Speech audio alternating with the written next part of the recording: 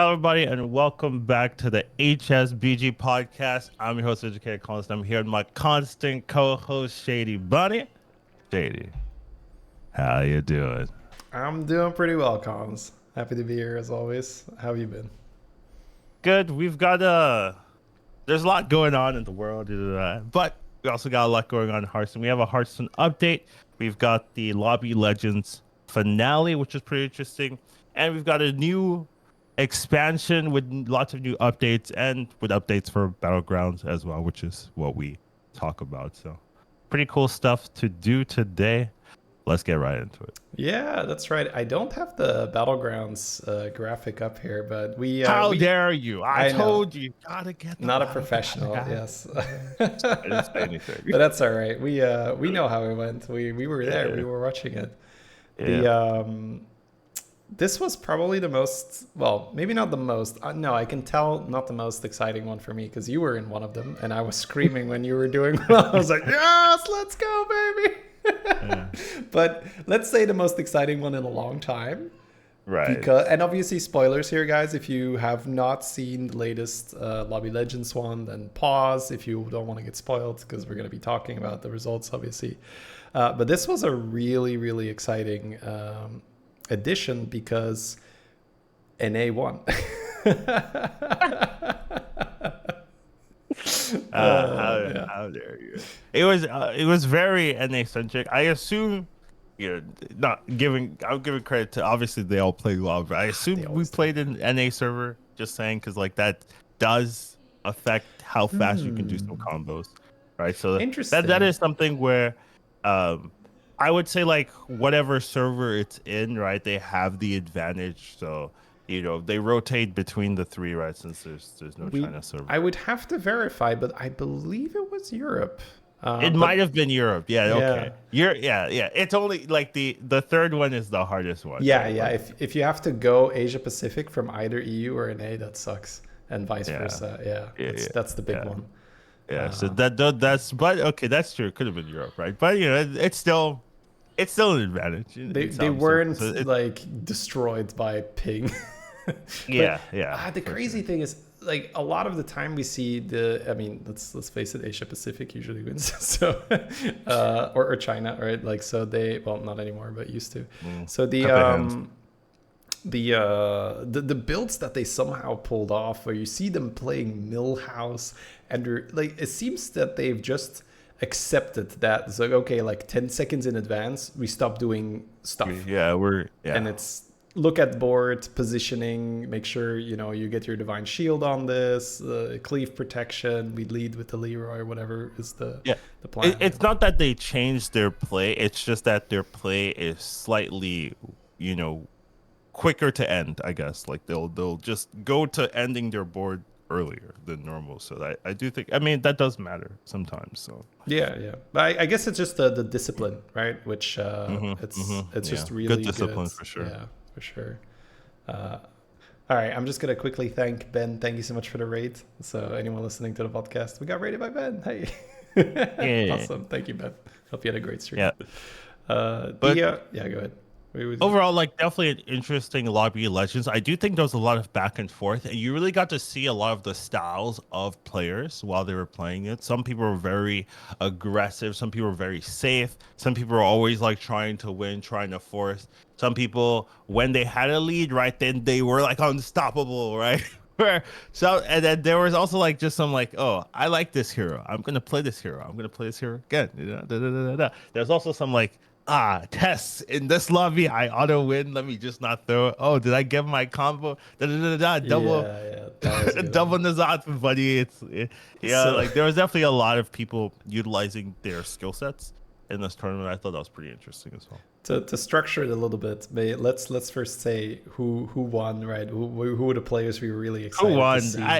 That's for you to find out. Go watch Formalities, it. yeah, go watch it. I'm not a spoiler Well, I'm going to person. talk about it because there's a video that was made by the winner, which is awesome, and you Right. guys should go check it out. So Jeef won this edition. It was super close between Peter Babbitt and Jeef. Pretty much either of them could have taken it in the finals because both of them had the lobby in check.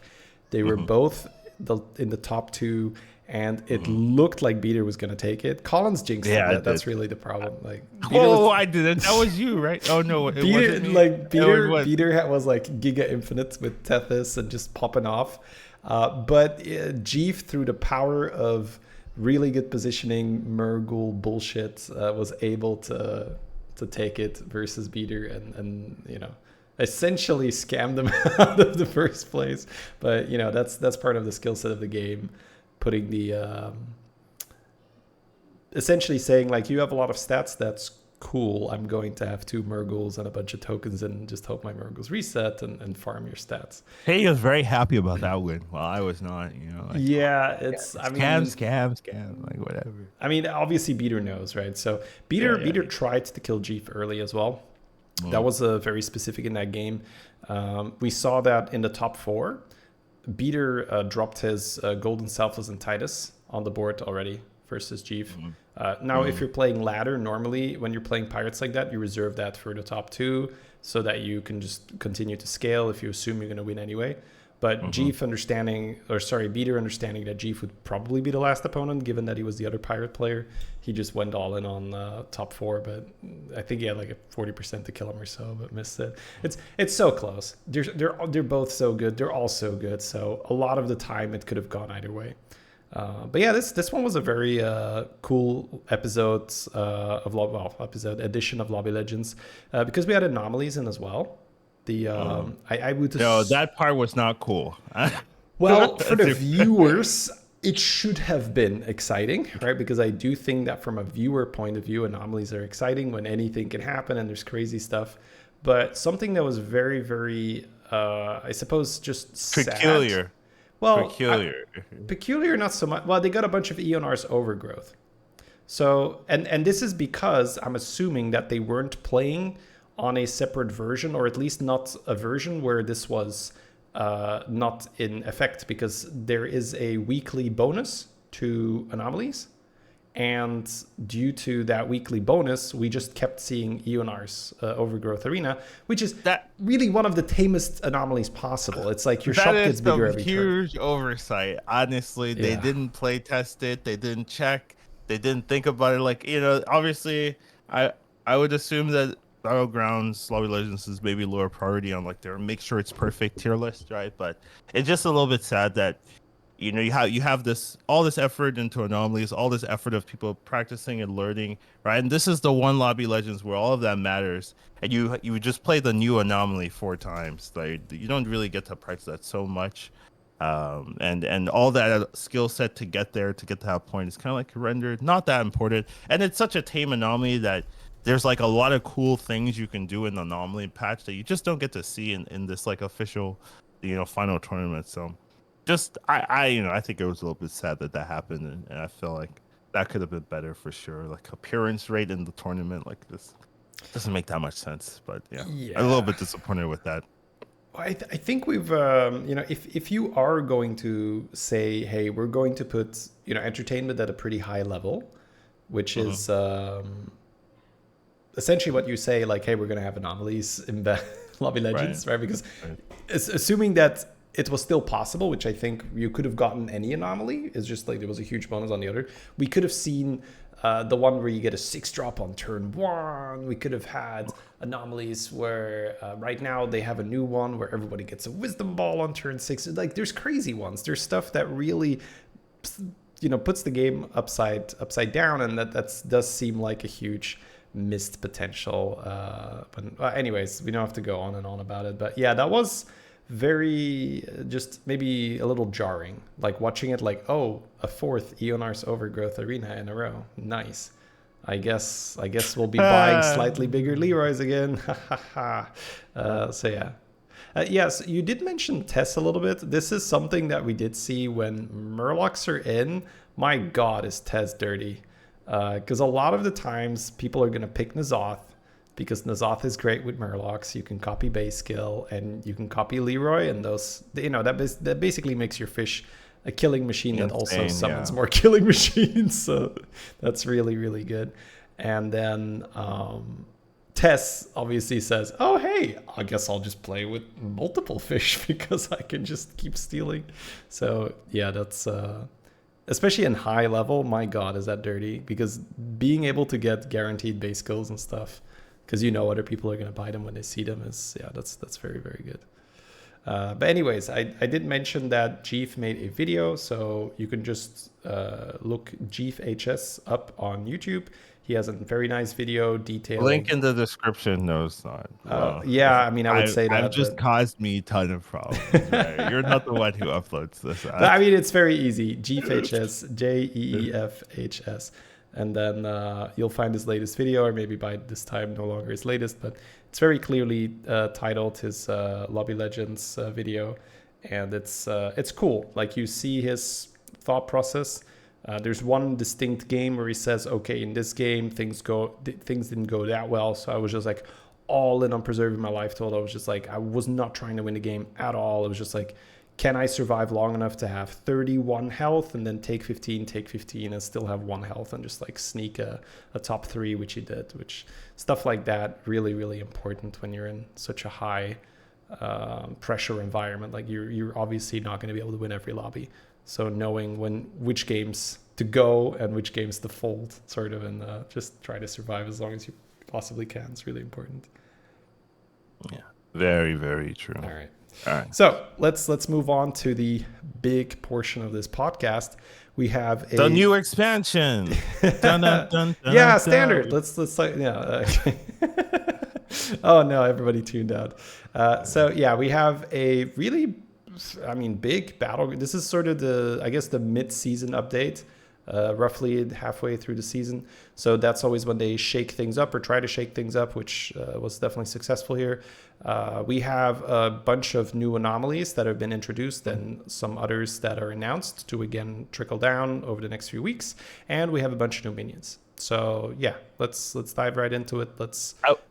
I will say something that surprises me is just the sheer amount of anomalies they keep pumping out. Like I thought they would stop, you know? Like I was like, yeah, oh, okay. It's a lot. They're happy with their anomalies, but no, like here's 20 more. Like they don't care. So I was like, all right. I don't know if I mentioned this in the last episode, but maybe it's been 2 weeks since I've had that insight. But to me, I would much rather enjoy anomalies if we just had like 5 good anomalies and just said like, okay, these 5 are just very, very popular, very likable. Yeah, you did not say that. Right. Yeah, this is something I came to this because I think RDU had a thread on Twitter where he was talking, his thoughts on anomalies, and I was thinking, maybe just very selfish because I'm not sure if everyone would enjoy that. Well, I know not everyone would enjoy that, but I'm not sure if the majority would enjoy that. But for me, it's just too many where I don't like it if I have to learn 40 different metas. Right. That's where it sucks at a high level where you change one card, like you remove a card in the game and the meta completely changes at a high level. Like legitimately. That's you can like, hey, this card's problematic, faceless manipulator or whatever. Let's just remove that. Right? Like that completely changes meta. Remember they removed Seafood Slinger? That changed everything, right? Like changing one card, moving a 1 to a 2, moving a 2 to a 1, like that could literally change the high level metas at times. So when you have these anomalies that change drastic things, like you have to level differently, your hero selection is different, the builds that make sense are different, every single time, and you just keep pumping these new ones, and you have to relearn and relearn and relearn. It's just too many to master, honestly, in a reasonable time frame, even for people that play all day. So it's just like, well, I hope I can figure out, what works well, but not get good enough that I really understand these anomalies. So that's why you probably like it where, I want to get good enough where I really understand these anomalies, just have 5 or 6 that I really like. But yeah, this approach is like, okay, well, I have to get decent at everything, right? Which sometimes you don't even see them, right? And especially since every game is a ranked game. The first time you play an anomaly, it's like, okay, I hope I have an approach, or I hope I'm playing people that's also their first game, things like that. So there's definitely a lot of like learnings with this anomaly in that makes it like difficult and sometimes frustrating for high level people that are trying to have the highest rank in the world. Well, I'll be fair here Okay, and say that there's always some people that are going to do better in an environment like that. for There's sure, people for sure. that love day one. Like Hmm. personally, I don't love day ones because everything is, oh, go figure it out, and it's so there's just an insane knowledge advantage, right? Like if you know Murgle's OP, for instance, if you know this is good, you just force that and then you gain a lot of MMR. I guess I do like day one. Yeah, Now that I think yeah. about it, I I wanted to probably say, do. right? Mhm. There's definitely different types of players, and I think for the most part, most people like day one. So that's why I said maybe it's a little bit more selfish when I say I would rather have fewer anomalies because I like the feeling of mastery much more. I don't care if we figured out what's optimal. Getting to what is optimal is the fun in Battlegrounds for me. So we saw this very clearly in the Amalgadon meta. In the Amalgadon meta, it was very easy to complain, oh, everybody's trying to do the same thing. Yeah, I get it. But how they get to that is your skill expression, right? You might say, oh, what's skillful about building a board full of Amalgadons? It's like, well, being the person that's alive to be able to do that in the most efficient and the fastest way possible. That to me is really the fun in Battlegrounds, is understanding your mid game really well, navigating that mid game really well to set yourself up to do the thing that's strong. So I don't really care if we've figured out what's optimal and then we're trying to do that. Getting to what is optimal is the fun for me. Hmm. But yeah, again, I understand that's not everyone. Most people are like, yeah, new shit, let's try it out. It's crazy. I don't know. Like, ooh, I figured out something. Yeah.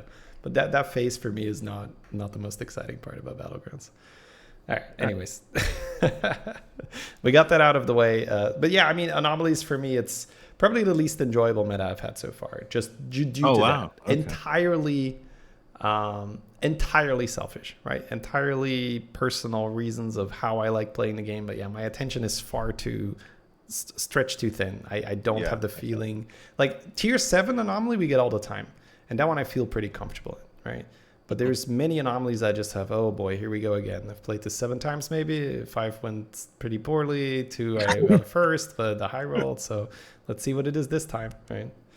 Right. Anyways, we'll talk about the ones that are already in right now. So the ones that were introduced with 27.6, a lot of them are pretty easy to understand because they're going to be based off quests.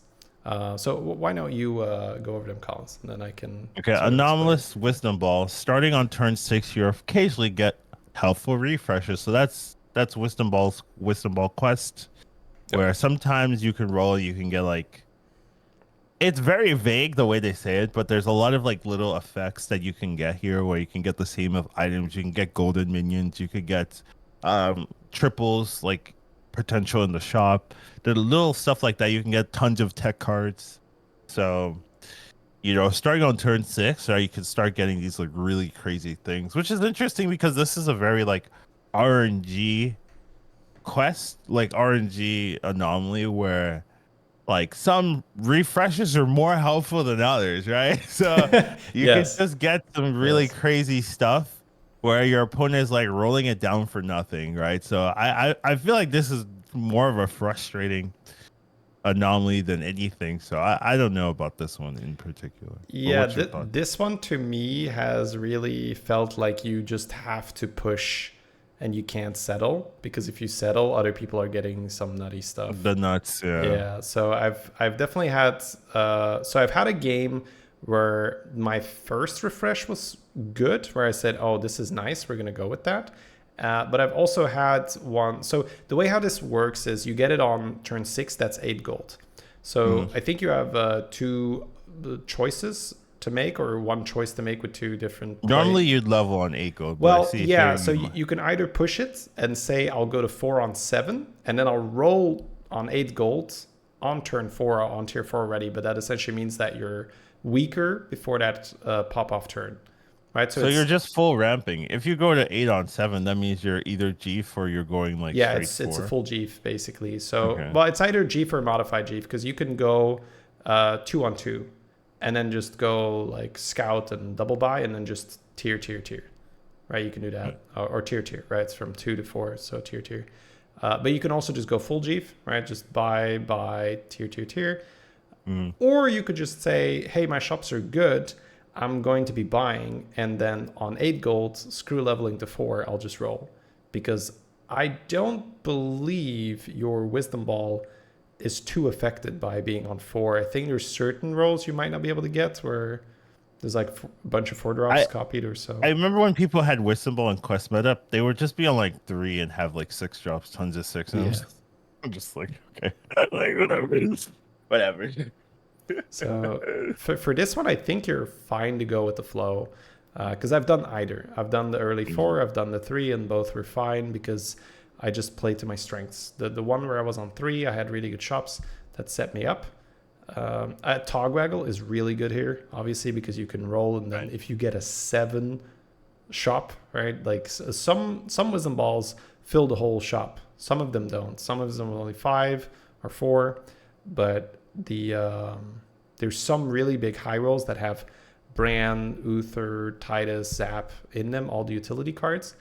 Yeah. And if you can Togwaggle the whole shop, that's amazing. So yeah, Togwaggle for me is a really, really good hero for this anomaly. But yeah, as you mentioned, there's quite a bit of range on it. You can literally roll, a bunch of trash. Yeah. Yeah, you've seen the rolls like 7 pick eaters. Yeah. You can get 7 pick eaters, and then you're like, great, let's not buy that. Or your very first roll can be Uther Brand Titus. And then you're like, wow, Uther Brand Titus. Or like random Felbat, or a golden minion that gives you a 5-drop, and then you play that 5-drop, and then your very next roll is like, oh, 2 more of that 5-drop. Like Wisdom Ball can really set itself up like that. So yeah, lots of variance on this one. Yeah. Which I personally don't think is great. Yeah, that's anomalies, a lot of it. All right. All right. Next one, we have Anomalous Twin. So this one is just like the quest reward, where start of combat you summon a copy of your highest health minion. I really feel like this is very similar to another anomaly that we have. So once again, like this is just a quest reward being put into an anomaly. Not super exciting. I feel like everyone has this, so I don't know. This one doesn't even feel like an anomaly, personally. This one is disappointing just from reading it. Is my takeaway. What's your thoughts? Yeah, I mean, again, you're going to be really pushing for certain things. Big cleave, or what you can also do is if elementals are in, you can make a huge carbonic copy, because carbonic copy will by Summon the quest another get one. copied. So Yeah. you can essentially play down 3 4. units, right? Yeah. And then Yeah. the carbonic will get copied, and then both of them will make copies. So yeah, that's pretty disgusting. So yeah, again, there's a lot of did I roll the things or not? There's and also But there's certain does heroes. this anomaly feel different than some of the other anomalies? I haven't even played this one yet. So this was introduced this week. So Right. some of them I haven't even played yet. Actually, that's the only one. I've played all the others. Yeah, that's the only one I haven't played yet. Okay. But I'm That's why you have guessing no it can't really opinions. feel too different, right? Because it's That's why you have no opinions. I hear you. well, yeah, you kind of just need to hit the next one. I've played a lot, so that one. Okay. Next one, we have Anomalous Bribe. After you sell a minion, give its stats to a minion in the tavern. This one is just Nomi meta. Like this, that's what we used to do back in Quest. You just get a Nomi and then pa. Or you would just like stack one thing, right? Like just buy the shop stack. Like it was pretty cool. So this one, I happened to be watching Jeef when he was playing this, and Jeef, being the genius that he is, obviously was already doing something completely broken, and it's got to do with demons. So there's 2 so I only saw him do it with one, but I put two and two together. It's like, oh, well, this works with this demon as well. So Golden Picky Eater and Golden Mind Muck have the text, eat the minion in the shop and double the stats.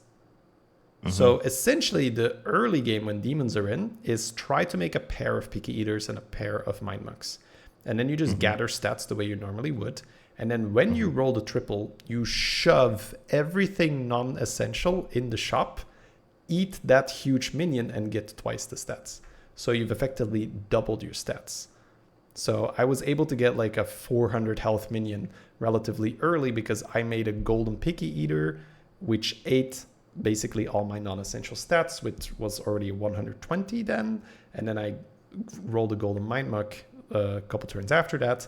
I shoved the Golden Picky Eater in the shop, so ×2 again, and you very quickly let it spiral out of control. And then if you have the Golden Mind Muck, after that you could roll a Disco Shuffler to proc the effect again, and then it again ×2, so it's a multiplier. If you can continuously use these demon effects, they eat it. You do need to buy the shop though.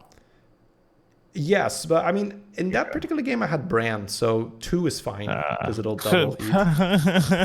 Okay, you're just throwing that in there casually. Well, it really wouldn't hurt, honestly. In both those instances, I could have easily bought the other minion. Right. Because you're shoving, right? You're shoving your whole board. Yeah, I hear you. I'm just saying, like, hey, guys, just make sure you buy. Like, you don't want to miss, you know what I mean? Yes, okay. So when you are indeed shoving all your stats into the shop and you're eating with the Picky Eater, make sure that the only available minion is the one really big minion. Yes, Colin. Yeah, that's a good disclaimer to put out there. I feel like that needs to be said. That's all. That is considerate, and I think that's fair. So yeah, if you are doing the strategy, make sure that the only viable target is the one that has all the stats, and then you were doubling the stats. And to me, that was like, wow, did I ever do that with actual Anima Bribe? Like, what were those cards in together? I'm guessing yes, at one point, right? We've had Anima Bribe. I mean, we've obviously had it because the Nathrius is in, right? So Anima Bribe is a thing, and we've had the Quest Reward Anomaly. But I can never, I can't remember a time where I was just like, oh, I want to really double my stats with this early demon stuff. And then I saw Jeef do it, and I was like, well, you didn't have Anima Bribe that early. That's the thing. Yeah, but you'd set up for it, right? Like, you get a picky pair, or you would just get them, right? Like, it would make sense. Like, if you're thinking alongside Anima Bribe, you're like, it would make sense to get a pair of Picky Eaters and be like, all right, this is gonna be really good when this procs. Yeah, it would make sense, So anyways, just some stuff to throw out there. If demons are in, that seems like a really, really good strategy. Because the game was on cruise control after that. I had this just 300-400 health demon sitting on the board, and I could essentially, I never really rolled a cleave or something to transfer it into. I ended up that's actually that Manaroth game I showed you. I shoved it all into Manaroth, and then I copied Manaroth with the new 6-dropper about to talking about one of those guys. Yeah, that was a good game. All right, we got the next one here. All right, the next one, the keys to victory. After you play a minion, give your other minions +1/+1 for each keyword they share with it. Now this one is, I feel like you have to play to have an opinion. Yeah, I played it one time. Yeah. Sorry, okay. I read it and I can't really tell you, oh, I'm gonna do this. Like, I feel like I need to play with it. Then it's like, oh, okay, I guess this makes sense, because it means you have to be playing similar minions, right? So essentially, this is kind of like a minion similar, like a type, I guess, right? Because a lot of types have the same keyword. But is that even true? Yeah. See, the weird thing is that keyword is not correct. Because I had... It's not okay. Well, so I had the quill board that gains Divine Shield when it gets a Blood Gem. Right? The 5/3 Tough Tusk. So it clearly says Divine Shield on the card as a keyword. Yeah. When I played it, my Divine Shield minions did not grow. So it's not keyword. It's just like whatever attribute they have in common on the card itself. So they lied.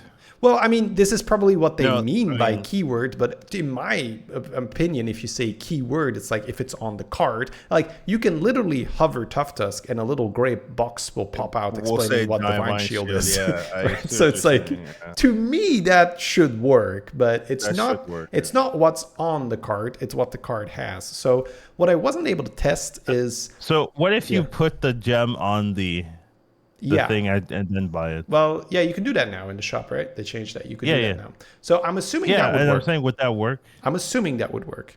Okay. So again, right, it's still assumption, but you know, I played a Divine Shield minion when I had Divine Shields and it worked. I played Taunt when it worked.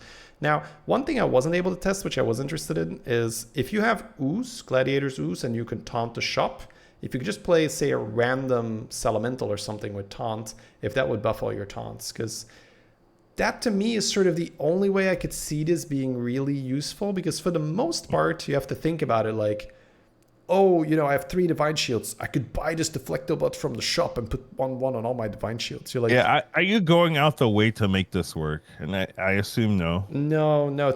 I mean, again, right? I've played it one time, I and played it to once. me, it Yeah. felt more like, Now you have an expert opinion on this. yeah, yeah. you know? Well, I mean, probably the world's foremost Yeah. keyword player. But the the taunted shop works. Okay, we got chat contribution here. It would make sense, right? Because it's not keyword. It's like it doesn't have to be on the card, because then it would have worked, right? The Tough Tusk. Right. So it makes sense that if you would give something the attributes, like give it shield in the shop, give it taunt in the shop, that would work. But even then, right? What are we doing? We're playing a taunt menu on our board that is taunt. It's like Strong Shell Scavengers, but you don't have Bran and it's only 1/1. Like when you think about it like that, like, ooh, what the hell am I doing here, right? Why am I wasting my gold on this? Because yeah, when you put it like that, it's like Strong Shell Scavenger, but you can't do it with Bran, and it's only +1/+1. You're like, okay, no, thank you. I think I'll just go get a Tethys and play a normal game. So the hero that gives one of your minions taunts. and Hanso. Reborn. Yeah. Yeah. You would think he's good here, but I feel like he still sucks. He's really good in another one, Doubleheader. In Doubleheader, it gives you a copy of the card, not a plain copy. So if you roll Reborn on a Leroy and you buy 2 of them, it's 2 Reborn Leroys. I mean, that's obviously the best case scenario. But Doubleheader is already like crazy. Yeah, Doubleheader's crazy. So yeah, TLDR on Keys to Victory feels very low impact stat buffing. Yeah. I think the one thing you can go out of your way out of early is buy a Neutron, because it's double keyword. So it's +2/+2. So amazing. That's taunt divine. I mean, 3/4 Divine Shield, right? You'll take that. Wow. All right, next one's pretty fun. All right, bring home the bacon. Thank you. Start with 2 upgrading piggy banks. Break them open to gain gold. How do you break them open, by the way? Oh, it's a spell. It's a spell, so it's like a coin. You cast it, and it'll give you like. I thought you start with like a 1/1 on the board. Disgusting. Right, yeah, and then you have a little hammer, go like. Yeah, that'd be cool. But yeah, okay. So you got the spells, and then you can break them open to gain gold. So I assume they started with 1. That's just my design philosophy. They started with 1, and they're like, man, this is boring. Yeah. Oh, you mean like that? Right. Well, it's Crag, right? So they probably thought, yeah, I know. They gave everyone Reno hero power in the Perfected Alchemy. So maybe here they were like, everybody 2 Crag hero powers. Let's pop off.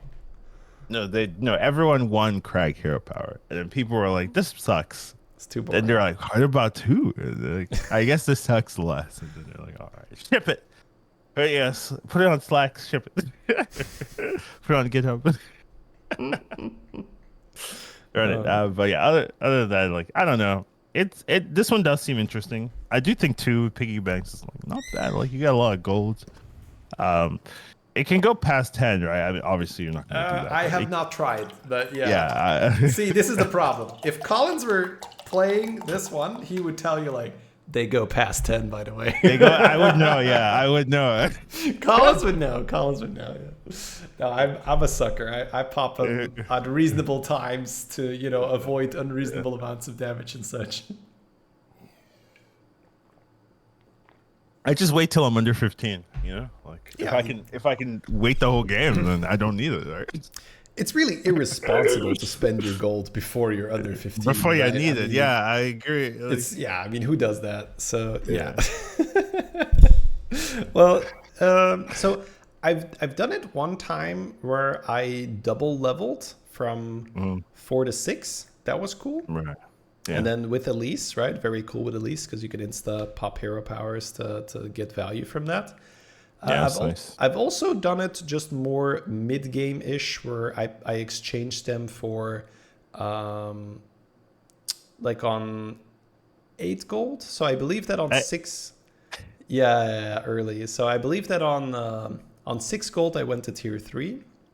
Oh right, I did it on 7 gold. So I was playing with Varden.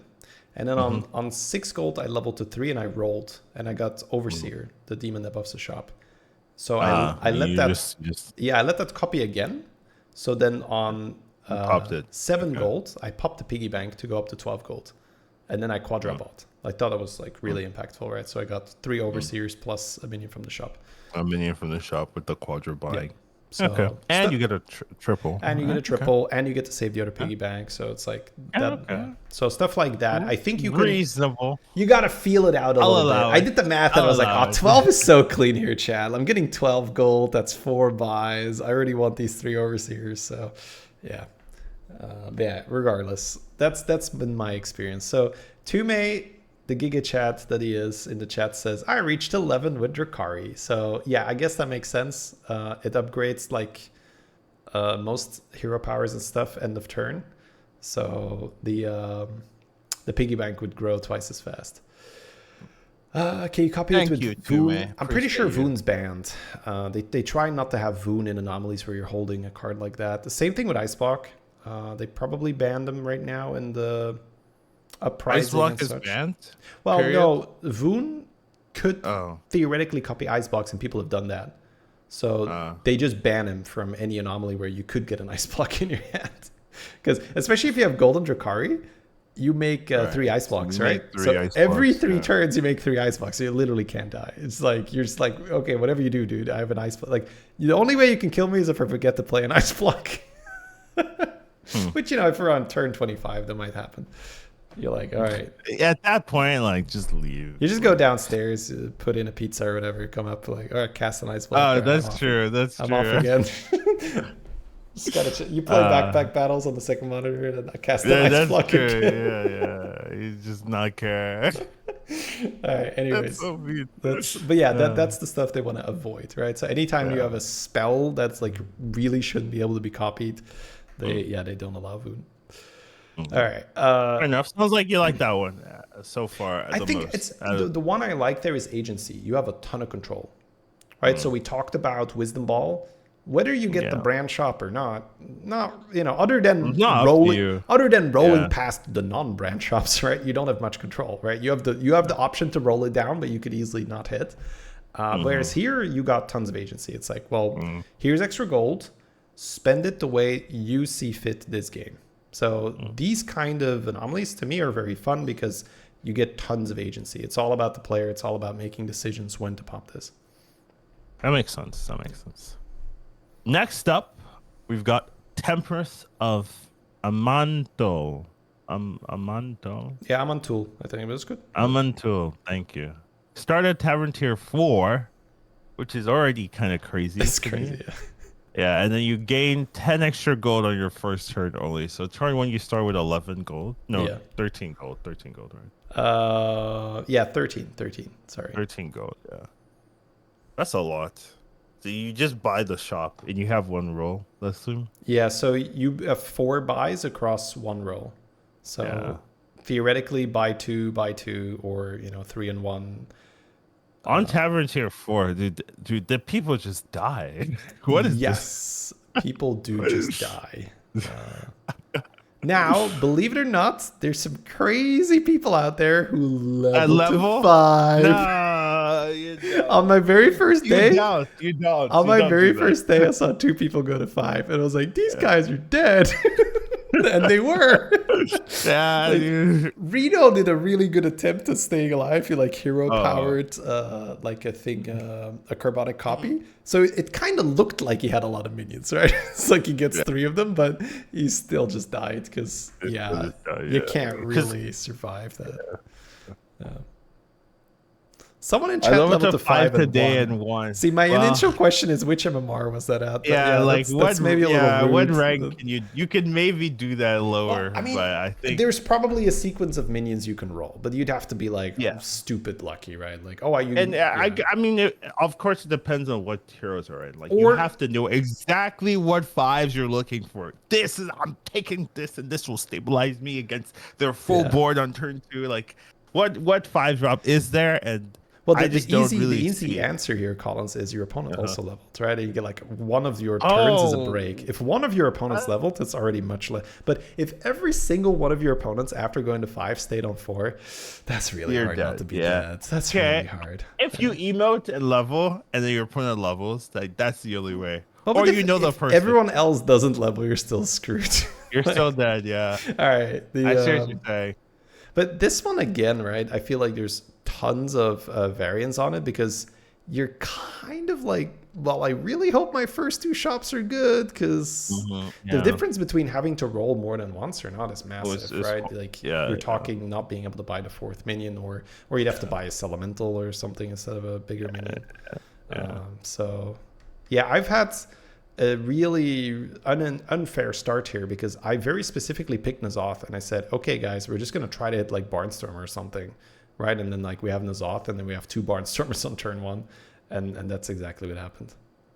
We got Barnstormer That's exactly with what the fish. happened. Dude, I Yeah. opened my shop and it's Barnstormer and I'm like, oh, I won the game. Yeah. Because the crazy thing is that you start off with the 13G, but next turn it's 4 gold. So Oh, is it? Oh, yeah, so you go, okay. yeah. So that's why the people on 5 die, right? You go to 4 gold. They can't, like, You're buy the whole so shop. dead. How can you level? Yeah. I just okay. Why would you level? Okay, yeah, you what that you have to what? Okay, well, yeah, they will learn. They're going to learn today, I guess. So yeah, that's so true. Okay. Wow, that first turn is so important. Dude, I don't know about those type of anomalies where like turn 1, okay, the game is decided. Like basically, that's what it feels like. It's really, I mean, you get this very small window where you have to really hit, and then you have no resources to do anything about it afterwards. So that's what I said in that particular game. I was like, we're so far ahead, and it's so good for us that everyone else only has 4, well, us included, right? But everyone only has 4 gold here. 4 gold next. So I'm just gonna continue building my lead because I have 2 Barnstormers dying. Yeah, and yeah. And then they can't really do anything about it, right? Because I got like 1 turn where I took damage because my opponent rolled like Some nutty thing. like 2 floating watchers and like Malchazar or some shit. So I was like, oh my god, that's so much tempo. But the moment I just bought, like my 3rd or 4th turn of buffing. Yeah, you buy anything and you're the moment good, you triple anything, you're like, oh, that's a 40-40 on the turn 5. Nice. So yeah. We're talking about Temperance of Amantul. And the thing is, right? It means that oh no, there's still 1 drops. Okay, okay, Yeah. So tiers 1 to 3, you skip them, but the minions are definitely in. They're there, yeah. Okay. It's So not like the other one where they only big exist. variance, big variance on what you, because we've all done 4-on-4. We've all seen some shops with 4-on-4, and sometimes we've just been like, I guess I'll just die then. So yeah, if those are your shops in this anomaly, that's pretty much your line. I guess I'll just die then. But believe it or not, Collins, that is nowhere near the craziest anomaly they have released this week. Do you want to go over the... Oh, I haven't seen this last one. I is an haven't read it. insane one. Oh, okay. I'll talk you through this one. Last one is audience choice. At the start of each turn, one player chooses a card of any tier for all players to get at the end of turn. One Okay. Okay. What does it mean any tier? Like, is it a discover or is it just like Right. here So is any card goes. Dark Moon Prize, maybe some like Quest Reward or something weird, right? Like if you can have it in your hand. So there.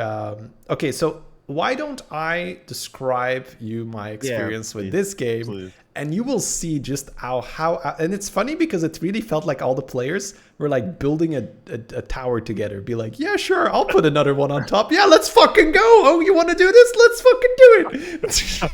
Because that's how my game went. My game was exactly Okay. that. So Okay. the first person was, hey, Uh-huh. why don't we all get a Lucifron buddy? Now this end of turn thing is proccing twice. The second player goes, let's do the thing that makes the buddy golden. Now we get 3 of them. So now end of turn, and it's like maybe the first player took a dud or whatever, right? So it's like turn 3, and we're already getting a golden card every turn. And then somebody goes, here is the prize that makes the minions in the shop cost only 2. And you get 3 of those, but it doesn't matter. The other 2 are useless. And the next one goes, here's the prize that steals the whole shop. So now every minion costs 2. You have 3 times stealing the whole shop. You have triples coming out of the wazoo because you got this How gold. do you balance this? Yeah, What the that's what hell? I'm saying. This is the Wild West. This is insane, man. It's absolutely insane. But that's how my game felt. My game felt like, oh yeah, let's do this. Let's throw one on top. Let's make it even crazy. What did you pick? What did you pick? Oh god, what did I get? Oh, I have to see. I was already in when the crazy already set in. Right? We were already going quite crazy at that point. God, I can't even remember. Maybe someone in chat remembers, but we were past reasonable at that stage. Oh, prizes! I did something with Dark Moon prizes or something. Yeah, I can't remember. Yeah, something Dark Moon prizes. Okay. Fair enough. But it was very very crazy. So it's 1 out of 3. Oh yeah, I took ticket as buddy. Everybody got a golden ticket as buddy. How can I forget? Like, yeah, that's Make true. it sound like you did nothing. No. I mean, at that stage, we were already all getting a golden minion at the end of every turn. But yeah, I gave everyone a golden ticket as buddy because like, oh, let's go, let's throw some oil on the fire. But yeah, this one is. How did the game go? Like, what was like? So unfortunately for me, it was like I was like 8 hours in my last game on a Nay, right, and I'm not reconnecting, right. and I have 3 times, and I'm Millhouse, and I have 3 times the thing of like, oh, you can steal the whole shop, and you have golden Lucifraud, as it's like it. Yeah. Let's just say that turn 8, turn 9. That much. I lost control of the wheel. I lost control. I was steering, and I was like, "Oh no, Chad, I can't do it anymore." I was like, I put like 2 Murgles on the board. I was like, "Oh, please don't die." But obviously, you can imagine if someone I can imagine. someone plays that like somewhat close to optimally. Like let's not even say somewhat close, but just like well. Just plays well. Yeah, Just somebody plays that yeah. well. Like you have a board of 100s easily at that stage. So I died. Okay. Because you could just it's just the fact that you have golden Lucifron giving you golden minions. So just tripling into Tethys at that stage or tripling into Rocks and just like popping off is So people aren't really picking the weakest thing. No, it really seemed like MMR was not really a concern when I saw everyone in the lobby picking shit. They just wanted to go. They just wanted to try it, yeah. It felt like they were all in on my YouTube video, right? They were like, "Let's go, YouTube video." I was like, "Oh, but I died early." Well, early. I got like 5th or something, so I was like, "Nah, no video there." But it's that would have been one hell of a video, right? You should have. From a yeah, honestly. I was really upset that I got it like when I was so done with my stream. I was like, oh no, man. I really wanted to play this one properly. But anyways, I'm looking forward to getting this one again, but purely from a content point of view, because from like a high MMR, wanting to play it optimally and just having a clean game of Hearthstone, get that out of here, right? That's so crazy. And I think that so mine was probably extreme, right? Like I think most you know, someone be like, hey guys, let's just all just get some micro mummies, right? Like somebody might do that. But That the sounds like me. That's, it's like I'm better I'm than all these sorry. people. I don't want to give them all that crazy shit. Yeah, yeah. Have some micro I'm like, mummies and then I'll beat you. I'm like, Greece. No, but Yeah. yeah, I do think that if you, you know, let's say it's a few more days in, or let's say a week in, and people are just, oh, I just want to grind. I can see people saying like, hey, I don't want that. Let's just play a normal game. I don't want to give everyone a Tethys on turn one, for instance, because this can have the effect as well. We talked about it in that other anomaly summoning of champions, that it can Yeah. very it can streamline the game where we talked about it in light of Octosari. Like everyone getting Octosari on turn one, it really means that you pretty much have to go for banana build. Right, Now right. this one's a little different because you can get other cards to maybe steer you away from that. Change it around. But I can imagine if you know there's only one high power level card for a turn or Hmm. two, you kind of still have to do the banana line then if Right, everyone got right. Octosari. So that is a concern here. But then again, I mean, if you're thinking about this anomaly in any way of balancing, then the whole anomaly is a concern. So this Right. one is really just a crazy one where you just have to accept that your fate is in RNG's hands and it's gonna end when it's gonna It's end. in the it's in the audience hands, right? It's that's what it Yeah, is. I mean everybody gets it right, but yeah. All right. Fair enough. Anyways, this one deserved its little, I would say, Cool. part. I got you. I would say for the other ones, because they're not in yet, let's just come back to them in the next episode Okay. because we still have all the minions to go through. Right, So right. let's dive And into we've that. already. I see what you're saying. Yeah. It's been fun though. It was I, fun. Like good anomalies to talk about. Some fun ones, some crazy ones. okay. One thing. What's the one you're most hyped in this one? Oh, for the next one, let's Yeah. see. There is no face, no case. Every 4 turns, get a faceless manipulator that copies a minion of your choice. So Okay. it's not Tavern Goer, like the Joker card we used to have. This one Yeah. actually copies a minion you have. So I think it copies stats and everything. Oh, I see what you're saying. Yeah. Yeah. So Yeah. I Whoa, wonder that's what people are gonna crazy. do with that. Whether That you sounds crazy. Yeah. Yeah, I don't know how long you hold it or if you have to slam it. Because it says every 4 turns, right? Mhm. So the longer you can delay playing a faceless, the more value you get because you're copying a better minion. Yeah. So That one's an interesting one. yeah, that one I'm thinking about. Is there going to be a meta where people hold it for 1 turn, 2 turns, 3 turns? Do you have to slam it on turn 4 whenever you get it? So yeah, because Yeah. The theoretically, one I would. Okay. I was Yeah. gonna say theoretically you can hold it until turn 8, and then you got 2 of them and you Yeah. can triple, I think it's and that's I think it's disgusting, trouble. right? So yeah, That might. I mean, that depends if you die before that. But yeah, that's an interesting idea for okay. sure. I think you just wait till you pop off and then you just make up 2 pop off cards. Like that just seems like the idea. Yeah, just Um. kind of have to play it by ear. Yeah. So, Or scaling, right? If you get like early, you know me. Just okay. yeah, I'm yeah, good. yeah. Like the one I would talk about is 11th hour. You know, the first time your hero takes fatal damage, prevent it, and then gain 11 gold next turn. Like that one, I just feel like yeah, have to talk about right because like I honestly don't want to bother figuring out when it's optimal to throw. Because I'm dying turn 4, baby. We hyper leveling straight to 6, and then boom, we that's die. Oh, that's what I'm thank you, sir. saying, right? Like, if you play a normal game, are you gonna lose to someone who threw, right? Someone who's like, you know, go 5-on-5, we can do it. Like, it's not possible unless you're lich or something, I guess. But theoretically, right, getting that gold in flux, being on And a I high like tier. it if you can manipulate your health to 15, right? Exactly. And then you're like, all right, I see a take all 15. Like, actually, then I Yeah. have, you know, then as long as I don't throw, I have like 2 shots, right? Realistically. So, kind of interesting. Yeah. So yeah, that's the kind of anomaly I don't like, but I can see I can It see makes it the being game crazy. longer. Yeah, Yeah, I I mean, agree. essentially everybody get at the very least everyone gets an ice block.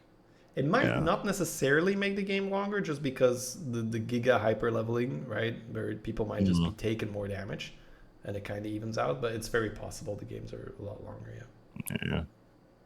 Okay. Yeah. All right. Let's go to the new minions now.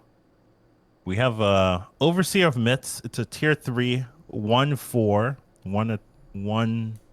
attack, 4 health. After you summon a minion with more attack than this, give all friendly minions, I assume including itself, +1 attack. Yep, that's correct. So this can actually get really high, a lot of stats. It reminds me of the dragon one, basically, that would give all dragons +1 attack. Well, not all You dragons, mean but low all. flyer? Huh? Low flyer, No, the two no, drop? no, no. No, there was a dragon that gives all not all dragons, but all minions with less attack. Yeah, low flyer. Attack. Yeah. Yeah. That's the one that reminds me of. It's a I low don't know flyer the that name. you can proc more than once per turn. Yeah, essentially. once per turn, yeah. And it's also easier to proc because the observer, you could have a 4-power deflectobot, but a 1-power observer, whereas a low flyer will only. Oh, maybe we're talking about Nether Drake. That's like the old purple-ish dragon tier 3. Buff all dragons 1/1. Used to be a whole strat with I don't Ysera, know. Mob Smuggler. I don't Yeah, know what whatever. I'm talking about. Doesn't here. matter. Just- But yeah, observer is it's the same. Observer is not observer is only limited by its own attack, right? So you Right. could have a 10-power divine shield as long as you play a 2-power minion when your observer is 1 power. That 10-power divine shield still gains 1 damage. Oh, that's Yeah, right. nice. So that's the thing. You don't have to have really low attack minions. So this minion, I don't think it's great or meta break or anything, but it's just one of Right, those things right. where if you happen to have like 2 divine shields or something, or you're playing in Hanso and this thing rolls divine shields on itself, it's kind of like George-ish, right? Like just high damage things. George likes that. So this is kind of reverse. So instead of putting divine shield on stuff, we're putting attack on stuff. So if you happen to have shields, this is fine. Okay. Yeah. And it's summon, which I would assume can do stuff with beasts, bananas, and stuff like that. So you could technically run a menace early on and just kind of get a combat buff. That would work. But it would go away after combat because it happens in combat. Right. That makes sense. Yeah. Because you're not really I see what summoning you're in the saying. tavern phase anyway. Right. I guess you are summoning, but you're summoning by playing cards. By playing it, yeah. Okay. Interesting. Yeah, this one, it's okay. It's like it's no green thumb, but you know. Let's not do I that. feel like they're always trying to like people miss green make thumb. green- So like, hey, can we have green thumb? We got green thumb at home. Like, oh, this ain't green thumb. All right, we have Dire Muck Forger. Tier 3 Murloc. It's a 4/3. Start of combat. Give a Murloc in your hand. 2/2. Then summon it for this combat only. So you need an empty space, I assume? Yeah. This is a 6 board slots. Okay. It's okay, I guess. This is I don't this is basically because they nerfed base skill, finally. But Oh, did they? they moved them to 5, so it's not nowhere near what I would want because I'm still playing, still at disgusting games with base skill. But Oh, yeah. yeah, It's basically like Leroy, where you just pick it if you see it. yeah, base skill Yeah, is pretty much just yoink when you see it. So yeah, Dire Monk it can be okay early. You could have a pair of them, which is kind of cute, right? Like one can buff the other, and then you can triple them because the buff is permanent. You are adding 2/2 and then 2/2. If you have one in your hand and one in the board, does it chain? So start of combat just resolves, so it'll get pulled, but then that's start of combat. It's not like the other one will then pull something. Oh, it's not gonna pull and then the pull. At least not from what I've seen. So maybe I'm wrong on this, but I don't think so. But even then, you'd have to really leave a lot of board space, right? So Base skill should be tier 6. Prove me wrong. Probably right, honestly. well, I have a question about that where we'll talk about it when we're at base skill, right? I suppose. Fair. But yeah, this one very short. I think they just made it so that you can play Bream Counter. Because Bream Counter, we all know that feeling. You have a Bream, you're rolling, you can't hit the base skill. It's like, oh, it's so annoying. I have to play my 30-30 Bream Counter instead of keeping it in my hand. That's Fair pretty enough. much it. Yeah. Okay. Next up, we have Headless Hoarder, another Murloc. Wow, they love Murlocs. Tier 4. when you 5/6, when you sell this, give a friendly Murloc this minion stat. So this is basically amalgam, right? Ball of The minions, yeah. amount, Ball of yeah, ball of minions. minions, yeah, but only for Murlocs. Yeah. And Okay. the reason why Ball of Minions was so dumb is that Greta was in the same meta as that. So you could put gun on Ball of Minions, make it golden. Yeah, So yeah. you actually That need was 3 of these to make it golden. But I've done it. this. It was like, so this one is fine where you sell it and then It's it's a still a 5/6. Murloc, right? So you can still discover it or Yeah, or that's true. That add is it. true. It Yeah. is easier to get Murloc triples than a lot of other types because Primal Fin and Tad. Better than Ball of Minions. I don't know about that. No, So, not better. But, yeah. I mean, maybe better for the game, but not better for whoever's got it. Yeah. But I had a good time with this where I had Brand Murky and I just like blasted the golden version and then sold it. So I got a very large Murloc. Yeah. That was funny. Yeah, but Ball of Minions could hit anything. It wasn't like forced to hit your Murlocs, which don't usually have divine shield or things like that. Well, Like Ball of Minions was. Ball of Minions, Oh, optimally played, you would just chain, right? So you would want your Ball of Minions to go to your other Ball of Minions so that next turn you could use Greta on the new Ball of Minions, make that one right. golden. And, And the golden one doesn't give its stats to 2 minions. It just doubles the yeah, stats. it's a minion, double the stats. So Yeah, which is different theoretically, as well. you could hop it from one golden to a regular one and then golden that one. But that's a lot of hassle. It takes a long That's not. time. It's not the same as giving it to 2 Yeah. different minions, and then you can like chain them. Well, I mean, that's what I'm and saying. You can theoretically chain this one, right? You can chain. It's a from lot one to harder. the other. It's a lot. A lot harder. It's a lot harder. It's a lot more vulnerable to poison because you're not splitting Yeah, it's not worth so. it. No, the short Basically. version, it's not worth it. Okay. Okay. Yeah. Next up, we have Slitter Spear, Lord of Games. Oh, he does have Zobros. Okay, He does wow. pump, yeah. Sure. All right, it's a tier 5 Naga, 3/5. Tier 5 Naga, 3/5 stat line, pretty weak, but at the end of your turn, you give your other Nagas +1/+1 for each different spell you've cast this turn. So that's not bad, actually. So we will make the distinction here that different spell means different spell. So it needs a different name. So 2 right. coins doesn't count. 2 gems doesn't count. Oh, that's true. And it doesn't buff itself, Yeah, that's true. which sucks. What's your thoughts? I'm sure you've played with this. It's a lot of work. Yeah, that's It's a what it whole looks lot of like. work. So it If can, it wasn't different spells, I think it's a lot yeah, better. I will make a case for it. It works with Drakari. So it's a lot of work, but if you can manage it where you have extra coins in your hand and you pop 1 coin per turn, you have extra gems, you pop 1 gem per turn, that's pretty much already 1 to 2 spells that you're playing every turn. And then if you have other Nagas on your board like Glow Scale that give you a different spell, then you can make it work. But why would you do that if you could buy a base skill? Right, so that's my point, because you need Drakari, you need probably like something like Brand to get gems and get coins. You need to have different spellcraft minions on your board. But again, right, it can line up, right? If it lines up with Drakari, right, you get 2 of these guys, you have Drakari, you're cycling gems, you're cycling spells. That's a good amount of stats that you can do. So I've seen this only really once, but it did win the game. But very specifically, right? It was a Thorim that got Zargira. So the Thorim had a Zargira spell to cast every turn. So yeah, that is... What's Jazira? Oh, Zargira is the 7-drop Nog at a 4/5. Spellcraft, gain a copy of... you target something in the shop and you get a copy. So obviously when you have that... So it was twofold, right? So on one hand, you have a spell that pretty much no one else has because other people don't have a 7-drop if you're not Thorim. Right. So you use Zargira to have a unique spell. And the Slither Spear also buffs the Zargira, which normally doesn't get buffed unless you're playing Atissa, but who plays Atissa, right? But yeah, a lot of work.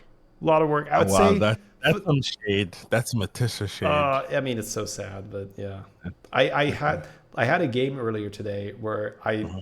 missed a lot of stats because I sold my lava lurker for Natis. I Uh, should not have sold my 2-drop for my 6-drop Naga. I made the crucial error of playing the 6-drop Naga instead of my 2-drop Naga. So I got punished for that. I had like a big APM turn. I was like, this is probably worth it, right? And then I looked at it and I was like, this is not worth it. Fuck this up to such a sad. I played like 20 spells or something and it wasn't worth it. It's so sad. Yeah, Nagas are very, very pushed into it. I guess Slither Spear was sort of their attempt to get Nagas out of that Zesty Crooner box, but but it's a tier 5 minion. yeah, Like, but you made that Zesty Crooner box so good, right? Where I mean, good, yeah. Zesty Crooner is not that good on average, but when it gets rolling, why would you do anything else? That's essentially it. Yeah. And because of how Nagas work, usually you'll end up in Zesty Crooner because you have those pieces. Yeah, it's a lot easier to accidentally be near Zesty Crooner than to accidentally be near Slither You have a Spear, bunch of Slither Lord of Spears on the board Games. all of Yeah, a sudden. yeah. Yeah, it's like, oh, randomly golden 5-drop. It's like Golden Brand, right? Like it's about as difficult. You're like, oh, that doesn't. You don't go like, oh. I just accidentally had a golden Yeah, brand. I just had a before, Golden Brand like, lying around. I didn't even want it. Like it was just like, forced onto me. Or I was like, brand, I guess. Brand, another 2 brands. Another guess. brand, Like, I how? guess. Yeah, I guess this is a good but card to maybe come back to later next on, episode too. because right now, it feels like a lot of work for not a lot of return. But hey, who knows? Maybe I have a cool game with it. Change my mind. But yeah, it doesn't feel that good. All right, next up we have Sprighty Scab. Sprightly Sprighty Scarab. Scab. Yep. Yeah. All right, it's a tier 4 beast, 5/2 stat line. Choose one, so it's a druid card. Give a beast +1/+1 in reborn, which is nice, or +4/+4 in taunt, which is. I mean, you're doing reborn most of the time, right? I'm assuming. Yeah, this is really so. When you see pool changes, they removed the snake, the one that Okay, gives end of turn reborn. it had to. Yeah. Okay. I was like, what happened to the snake? So this is really this is what we used to have, right? The battle cry snake. Yeah, But they couldn't have made it battle cry because there was this infinite loop with Rylak, where Rylak would keep giving itself reborn or some shit. I don't know exactly how it worked, but I know that battle cry Rattler had an infinite loop with Rylak, so they can't have essentially as long as Rylak is in the game, they can't have a battle cry reborn or it's gonna have an infinite loop again. Yeah, I mean I love it. They have to fix their yeah. Rylak is not the problem. The battle cry cards are the problem. Of course. But we've been here. We've seen this. It's a thing that gives something reborn. It's good when you play Beast, right? Anything Beast. Yeah. It's the same card, so essentially, and it has more choice. Like you can give taunt for. It's better. It's better. Yeah, it's better. Yeah. Can give it taunt and a You pickle. What taunt would you? I guess Goldrin, right? That's the one that taunt Goldrin, or if you're just playing banana, right? You might want to taunt your raptor or your sewer rat or just anything but banana, essentially. Yeah, I figured that's also. Sometimes even taunt mama bear when you have to play banana. You're like, hey, just don't hit my bananas, please. Yeah. I'm not a fan. Oh, you can taunt in the shop as well, right? So my mama bear already has taunt, so you're just wasting. That is true. That would cancel. The mama bear would actually be immortal, right? It's because the taunt would get canceled. I don't know how that would work. The scarab can target shop, right? So you can reborn the Feathermane, or sorry, taunt the Feathermane in the shop. That would be a good application for it. Great idea. Yeah. I like that because you're getting it gets +4/4, yeah, which is basically 8/8, which is basically 16/16, which is basically 30/32. 32/32. If we're doing banana math, right, 4/4 is 32/32. So it's like I majored in banana math. Oh, thank you very much. Yeah, pretty good. All right, next up we have Hawkstrider Herald, a tier 5 beast, 5/2 again. Okay. Start of combat, trigger all friendly death rattles. You gotta tell me how this works. All right. I would say I'm gonna let you sit on this one for a little bit and just like. How broken is this? Like, how broken is this? You That's can the do some question. really disgusting stuff with this. Yeah.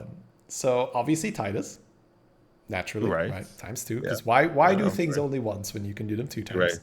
All right. So Why do them two when you can do it I've had 4 times? multiple fun games with this. I Yeah. will say the first time I saw it, it was used against me, and I was like, "That's bullshit. I'm doing that next game." And then I did, and then I won. So Yeah. the most obnoxious one is Blaster. You just Mm. keep your shit blaster proof, right? And then you just blast Mm. everything from their board away. Like anything combo-esque, right? Anything with Rylak with weak minions next to it, any Murgles, any Leroys, anything. If you know the blaster's coming and they don't, you just wreck them so hard. Because the upside of the Herald, right, the chicken here is that it procs the blaster, but the blaster hasn't died yet. So then the Yes. blaster also dies and then procs itself. So it's very easy to go very high blaster numbers with this. Like Golden Titus plus But the blaster that plus was not this, the this is bullshit thing. That right? was not the was it? Well, bullshit as in I wasn't ready for it. So my board, like, okay, so basically what Oh, so happened, that was what it was. well, but Okay. I'll say what I had, right? I had 6/6 corals. And they're also start of combat. But his chicken went first. So his blaster killed my 6/6 corals before they became like 400/400s. And I was like, this is fucking bullshit. Why is this killing? Like, when I saw that, I was like, this is so unbelievably unenjoyable. There should be something built into the game that my 400/400 coral doesn't die when it's still a 6/6 to some blaster that happens. Like, Get wrecked, noob. that's That's yeah, what he okay. said. That's I did feel like a noob. I was like, this is so unfair, man. Like, but you're at a point where you have to uther your corals to keep them like an uther wouldn't even be big enough for what the guy was doing. Anyways, yeah. So on to the bullshit. So I've played an insane. So the mid game combo with this is really dirty, right? So bear with me. Goldrun is now an aura buff. So it's all Right. beasts for the rest of that combat have +3/+3. Right. So you have Goldrun, Titus, Chicken. That's the I first feel like step. this shouldn't be in the game. Honestly, I look Yes. at this and I'm just like, It should not. Scourfin, insane with Scourfin, right? You just pop Scourfins over and over. But yeah, the combo I had, which really blew everyone in the mid game away, like blew them away with the blaster. So you run the Goldrun, you run the Chicken, you run Blaster, you run Titus, and you run Mech Horse. So what you do is if you I like that. Oh. So if you have Golden Titus, one Mech Horse fills your board with 6 Your Mech whole Horses. board. Yeah. And you blast all their shit away, right? So all their Murgle and stuff is gone. And then the insane part is, so you have to give your Golden Titus 18 or 19 HP. I think 19 HP. So 19 right. HP. It has to live. It has to live. So right? 19 HP. So it lives on 1. You blast all your stuff away. So you can have a lot of filler units. It doesn't matter, right? You basically, more Goldruns is better, right? But Goldrun, Mech Horse, Chicken. And then, so all their stuff gets blasted away. You fill 6 of your board slots with the Mech Horse. But the Mech Horses still have a Death Rattle summon another Mech Horse. And because you have Titus or Golden Titus, they could like make 2 more Mech Horses or 3 more Mech Horses. And they're all like 2020s. So you have like this almost infinite supply of 2020s after blasting their board away. So, and it's relatively easy to get in a mid game, right? Like if you triple into Goldrun, you can start off with a regular Titus, right? So triple into Goldrun, Mech Horse, Chicken Blaster, that's it. And the mid game potential is insane. Now, I didn't win that game. I got like very easy second, but then that was like Millhouse Caligos. I was like, okay, he's got like 300 on his dragons. I guess I can't beat that. But yeah, I blasted everyone away in the mid game. It was like one person, I legitimately killed their whole board without ever attacking. The chicken proc the blaster, killed his whole board, and then dealt lethal. It was so dumb. Like he had like 14 health, and I blew his whole board with blaster, and then dealt lethal. I was sitting there like, this is not okay. So yeah, and there's disgusting stuff as well, right? So there's I haven't seen the Motley Phalanx Exodia build with this yet, but Motley Phalanx is a new 6-drop. that has taunt, death rattle, give a friendly minion of each type plus 7/7. So I'm guessing that if you make Motley Phalanx for a golden one, it's like amalgam that gives every type 14/14. So I'm guessing you would want as many of these as possible, and then they proc on each other, and it's like, yeah, I haven't done the combo. Or it's Amalgadon. Well, we'll talk about it, I guess, when we're at the 6 reps, right? We're almost there. Dude, I haven't seen this. Oh my gosh. All right, sure. You can Revive Shield it, Reborn it, do anything. Okay, so chat is teaching me the combo here. Right, I'll try it in my own games, but I mean, it makes sense, right? It triggers all the death rattle, and the Phalanx says, well, we'll talk about it when we get to the Phalanx. It's only 2 or 3 cards away anyway. So yeah. Is it okay? The chicken has a lot of potential. A lot of potential. Yeah, it seems busted. I read it and I'm like, that can't be balanced. Like, who said okay? What designer is like, okay? It's like, so this whole concept where death rattles are balanced around them having to die and having good combat. Let's take all of that off the table. Chicken proc it, all of that. Let's proc all of it at the same time, every time, all the time. And your Titus is always alive for everything.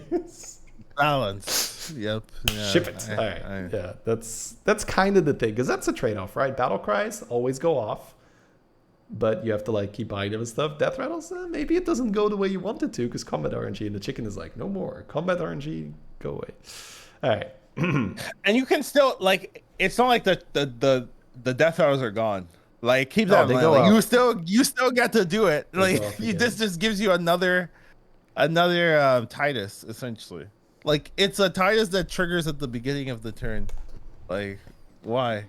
That combos with Titus. Like, yeah, golden Titus, right? Everything times 3. I don't understand. All right. Next up, it's also a beast, which I think it shouldn't, like, if the, like, cards like this, like Brand and stuff like that, they shouldn't have types.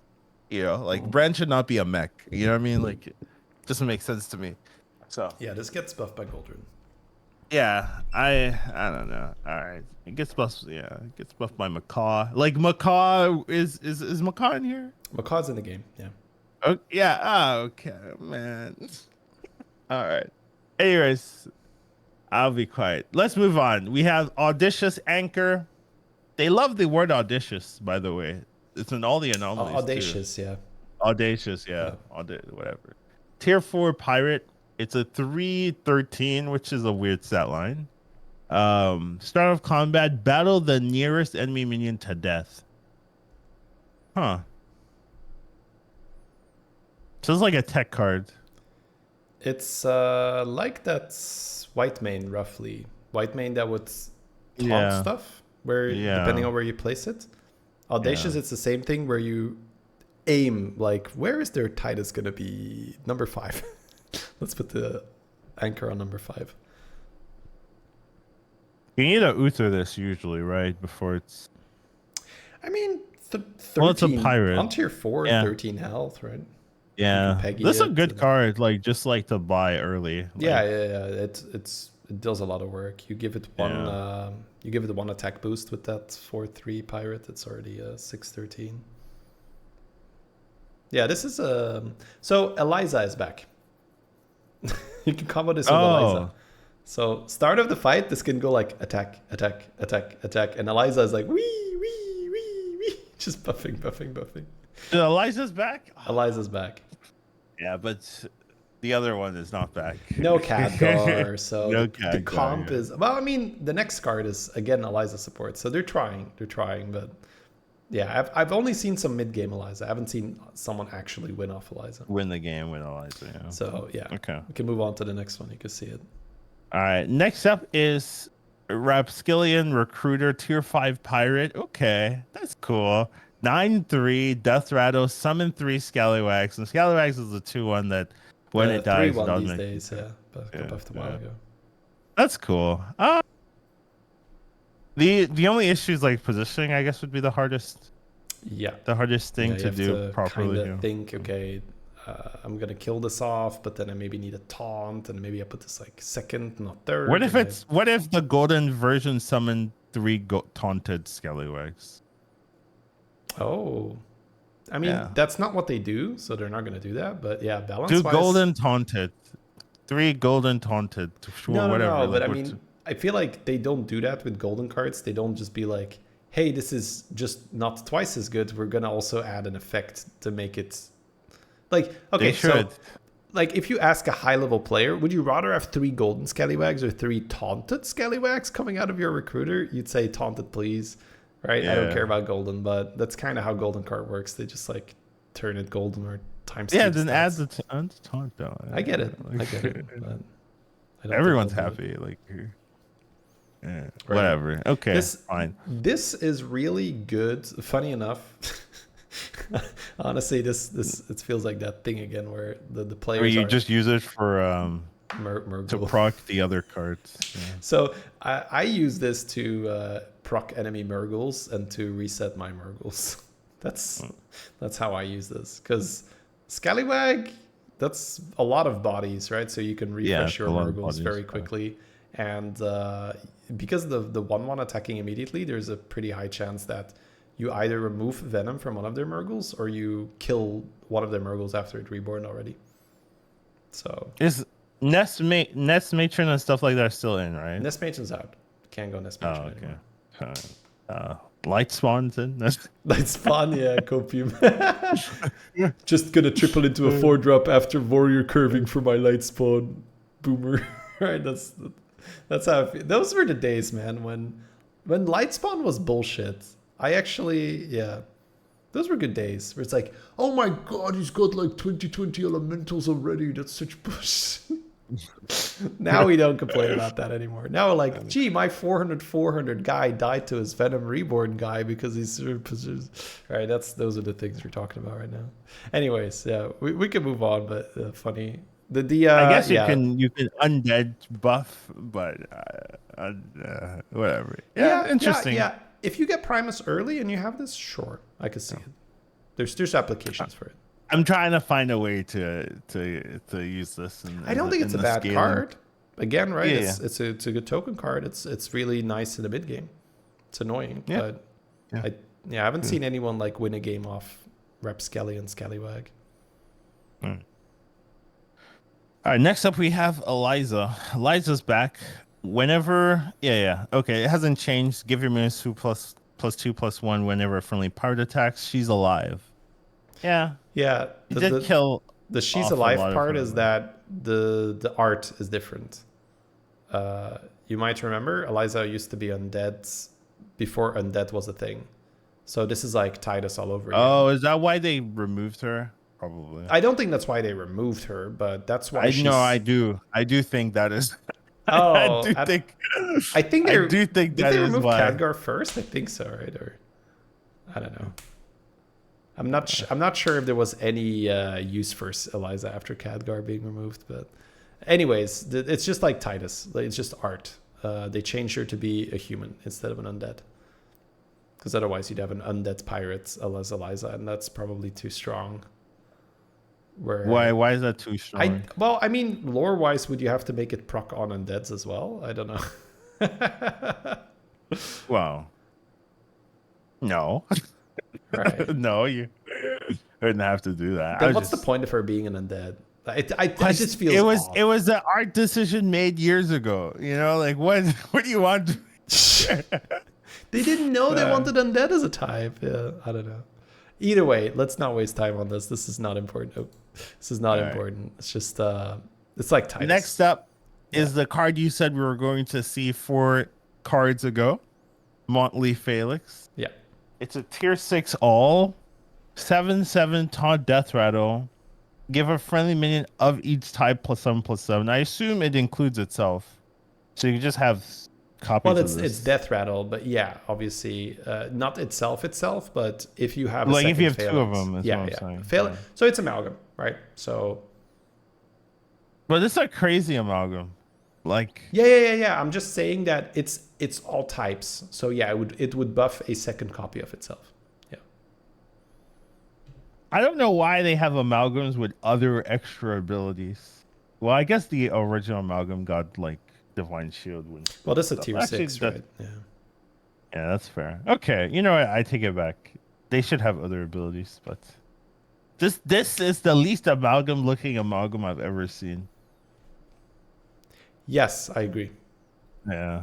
This is really I don't know, is it the creation or something? No, it's like the Meccano dude is in front. I don't know, but whatever. It's I missed that it was an amalgam the first time I saw it because it did not look like an amalgam. That's true. It doesn't. Yeah, it doesn't look like an amalgam. Yeah. But you put it in the front. You give a reborn. You call it a day. Well, this is one of those cards that just gets better and better the more you play because you're like, oh, right, I can do that because it's all. It's an amalgam. Yeah. Right, so Mecha Jiraxis can reborn it. You Yeah. can Divine Shield it with a module. You play the beast card to reborn it. Give it plus yeah, one, plus you can one use as the well. Beast card. Either works, yep. Kangor, it's a mech. You can bring it back with Kangor. Oh. So you can kill it. Ew, You can that's disgusting. Yes, you can kill it off, have a Titus, then bring it back with Kangor, have a whole board of these things, and then watch them buff each other. It's kind of like old Exodia, but now it's Phalanx. You can Nadina this? No, Nadina's no longer in Pepe hands. Okay, fine. The next card also works on it. So Phalanx is definitely a card to mention and talk about, but I've not really played enough with it to really grasp its full potential, but it's been used against me. I've used it a few times and it's definitely felt like, oh, this is better than I thought it was. So it's, yeah, interesting to play around with. Definitely, if you can triple into this early and mess around with it, do. It's a fun card. Macaw works on it. Chicken works on it. Like, yeah, it's got tons of application. Yeah. Disgusting. I just works on it. Amazing. Who would have guessed? Brand doesn't work on it, which is weird for amalgams. I mean, you can pump it with Bran, right? Yeah. You can use thingy Murky, Bran Murky on this thing. It accepts all buffs. You can do Bran plus the reroll elemental thing, +2/+2 for how much you rerolled, or 1/1 or whatever. That's true. All right. Crazy card. Probably we'll talk about it more in the future. Next up, we do have Cultist. How do you pronounce Yeah, it? Cultist is fine. Stara, I guess. Stara? Yeah. Okay. I It's call a it tier Cultist, 6. yeah. Okay. It's a tier 6, 11/3 stealth. Death Rattle. Summon your first demon that dies this combat. It keeps enchantments. So that's pretty whatever. Pretty simple. Just you get your demon back. Like that's it. Not that good. Yeah, I can't see this being useful in any scenario, really. All right, moving on. We have minion pool updates. Falling minions have been. So one thing you got is, more to say? Oh, yeah, crazy, right? Well, the Phalanx is a demon, right? True. Phalanx being a demon. So all right, 1 point for cultist. Okay. yeah, you can buff the shit out of the Phalanx, then bring it back with the cultist. You can have Titus on the board to get multiple of these. 2 points. All right. Right now, the way how people in high MMR are abusing this is Manaroth. So Manaroth, so very specifically, Cultist says it keeps enchantments. So I will say that there is currently a bug with Manaroth, which I think is very good. It's rare that I think a bug is a good thing, but Manaroth will get every single enchantment you can put on it back, except the venom it starts out with. So the reason why people say it doesn't get the venom is, oh, it loses it during the combat and then it dies without the venom and then you go get it back. Well, it also loses its divine shields. It also loses its health. It also loses its, reborn or whatever. It doesn't really lose the divine shield. Yeah. The divine shield is always a part of it. Yeah, it always it's always within. The divine shield Venom, within, right? Yeah. Venom, you scrape it off, right? Like the blood is not as poisonous, but the divine shield, that's from within. I don't want to lose my train different. of thought on this one, right? Just fair enough. because this, there's a lot to talk about. So that's the first thing. It's currently bugged. Right. So, but even with that bug at high MMR, people are still choosing to play this because it's insane. So essentially what you do, so I guess I'll just throw it out there, right, for people who haven't seen this yet. If you can get a Reborn Manaroth, which you can get with Mecha Jiraxis, and Divine Shield it with a Glow Scale or with any other mechanic that can provide Divine Shield, like a Prize or your George or whatnot, then the Cultist will bring the Manaroth back with as many stats as it stole as well. So Cultist dies, especially if you have Titus, you can get more than one back. You'll get a Divine Shield, huge Manaroth with Reborn.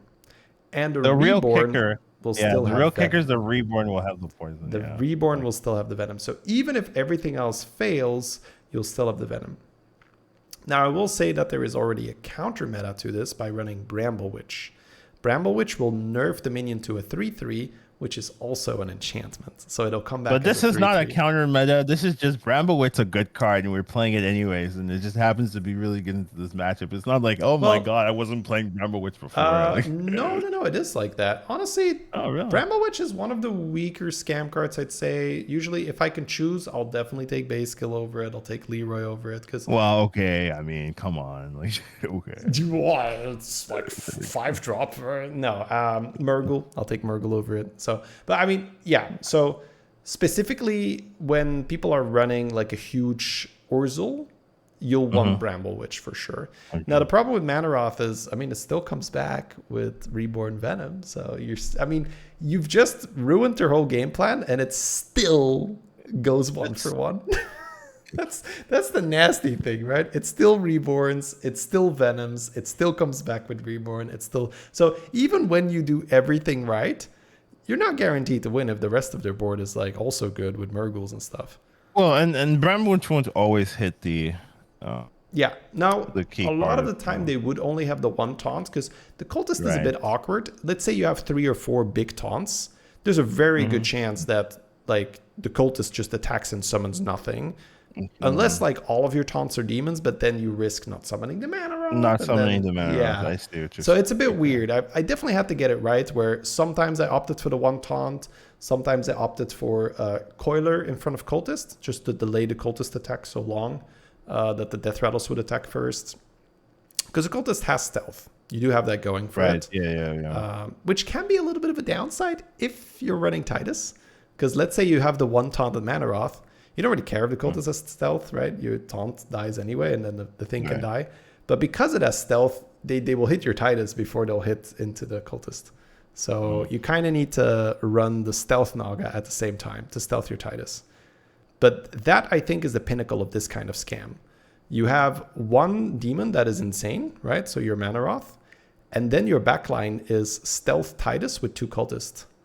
So that even if they Bramble with you, you're like, I'm getting 4 of these Manaroths back from these 2 Cultists, which is still, at the very least, 4 things I kill with my Venom.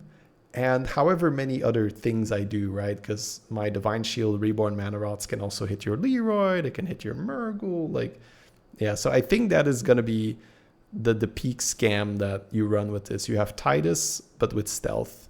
And then you have your 1 sick demon. And then your stealth guarantees the Cultist proc. Now, obviously, you can run Blaster Chicken to mess with this, right? There is counters. But assuming that you're in a normal end game and the opponent doesn't really go out of its way to do the AoE, then you're fine. Something I don't particularly enjoy personally is the continued addition of more unintended scam units. Maybe intended, but like they just keep adding stuff where you're like, oh, this would be a perfect scam card. Like, here's another perfect scam card. You know what would be good for the game? Another card that you can use to win when you don't really deserve it. Like, yeah, here you go. Like, there wasn't enough of that. Bramblewitch, Leroy, Boss Girl, like, yeah, there wasn't enough of that. Let's add another one. I'm like, Jesus. Yeah. So Manaroth being in the same game as Mechadraxis and being in the same game as Cultist is a little weird. How do I feel about intended scam cards?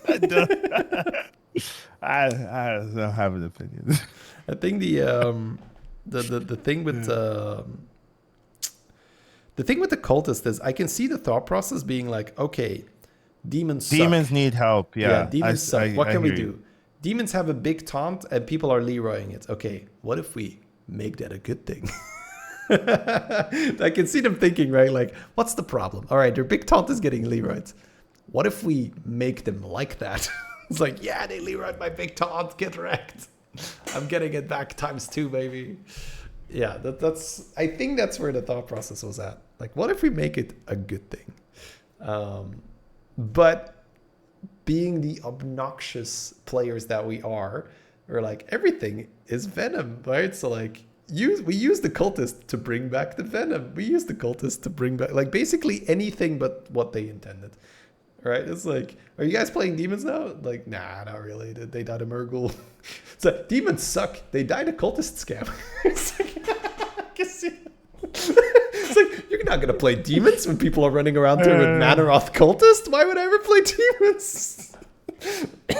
Why y'all like this is what they're thinking. Yeah. So I understand it, but that was definitely the thought process, or at least likely the thought process. Demons need help, and then kind of make it hard. Now, I will say, if your opponent does have that one giant reborn Orzhol, and they have these things and you're not ready for it with the Bramble Witch, you're gonna lose, right? Yeah. Especially if they have shield, it's really annoying. So it's true. It's just funny, right? It's funny to just poke fun at it. But if you make a Divine Shield reborn huge Orzhol, then you have two of these things, and you don't get Bramble Witch, then yes, it's great. That's a lot of conditions. But yeah, I mean, it also like maybe like Mecha Jiraxis being back, giving the ability to add Reborn on top. It's just like they thought it'd be fun, but then you always have to be thinking like, what's the application in terms of like poison mechanics and stuff like that? Because Reborn poison is really just the nuts, right? Yeah. Like, and Reborn Venom has the same kind of feeling. So adding that Mecha Jiraxis allows you to add that extra Reborn on top of the enchantment summoning, which when you do it with the Venom minion just becomes very problematic. So I think like, yes, they were probably thinking, oh, you can add Mecha Jiraxis with this, it's cool interaction, but in terms of like how toxic it is and how players utilize it, it ends up being problematic. There's something I would add. To me, it really felt like a headache when I looked at this. I was like, oh, now I need to like think about the optimal end game. Like, how do I make this as annoying as possible for my opponent, right? Because if there is definitely huge value in being able to go all in on one minion and then just copy it, right? Like if wow. you, it's kind of like Amalgadon, Oh, right? okay. If you could make one perfect Amalgadon and dump all your stats and buffs on it, and then say, well, 6 more of these, please. That's obviously a good thing. So yeah. All right. Yeah. Then there's so that was those are the new minions, but there's still some minion pool updates and some minion updates itself. So in terms of minion pool updates, we have the following minions being removed from the minion pool. We have Soul Scale Honcho, which is a little bit sad. Westwing Nest Matron, which is also a little bit sad. Vanessa Van Cleef, don't care too much. Rattling Rattler, Reanimating Rattler. I'd say some people care about that. Critter Wrangler, Nightmare Amalgam, Pale Scale Crocodilus, Cold Light Seer. Cold Light Seer being gone is interesting. Mechano Tank, Fell Stomper, and the Boogie Monster. The Boogie Monster is definitely one of the the cards people are like so awkward with. Like the way it was designed, I just think wasn't great. Like I feel like it should have reset back to 1 or something like that. Like, that was really. It was really an APM card. You just use it with Tethys to spend your money. Yeah, but you have to be like tier 6. Like if you tripled into a Boogie Monster, is useless. Like, oh, I can't get multiple it's 6s. It's bad if you play around Boogie when you're not on 6. Yeah, like it's like Fell Stomper I think a lot of people liked, but probably with like some of the cards being added is just like too like that like the Rapskillion Recruiter with the 3 Scallywags with Fell Stomper, like come on, like that is I'm really sad about Fell Stomper because it was such a good path for a board full of tokens, but they needed room for Goldrin as well, right? They want Goldrin back. So yeah, those are the the ones being removed, and then the ones being returned is Tavern Tipper, which is interesting. Felfin Navigator, Kangaroo's Apprentice, Goldrin, Theothar, which Shady's really happy about that, probably, unless you're not doing that anymore. And then Mechadraxus. Power creep, man. Power Power creep's creep, huh? rough. Theothar just not doing it for Well, you I mean, anymore. think about it, right? If you can do Infinite Elementals, Trumpet, Rock, if you can do Tethys with Bran and this Health Pirate, if you can do So, base skills, like all who the right, fuck I hear wants? you. So I hear there you. is room for Theothar's been Theodore in power certain creep. spots, right? Like Nah, it's been power creep to oblivion. No one's playing it it's anymore. not he's not the king anymore. He was the king of Yeah. that meta, but yeah, there's been some serious power creeping going on. So certain lobbies, certain heroes, certain positions, yeah. But you definitely don't go like, oh my god, I really hope I get a Theo. Okay. A little bit sad. Anything being removed that you kind of like besides Fell Stomper, I guess. And you're like, oh no. Anything that's being removed. Besides Fell Stomper. Yeah, let's see. Nest Matron was a lot of fun. Yeah, that's fair. Nest I Matron like that was, too. She was always on my list of 4-drops that I wouldn't mind tripling into. Or that I wouldn't mind makes rolling sense. for. Yeah, Yeah, so that makes sense. I missed. Now it's just Elise, right? Elise is like always there. Yeah. So Nest Matron gone. Yeah, I'd say that's it. I sometimes still think about Critter Wrangler when I'm tripling into a 5 and I'm on tier 4 playing like Naga stuff. So I'm still thinking like, oh, I could hit that. It's like, no, I can't, because that card has been in here for a long time. For a while. But yeah, it's essentially just the Nest Matron. Okay. Super fair. Super fair. All right, let's go up to the minion updates. Let's go down to the minion updates. Sorry, that would have been a lot cleaner. I messed that up. Let's cut. No, kidding. All right. First off, we have Kangaroo's Apprentice. Death Rattle summoned the first 2 friendly mechs that died this combat.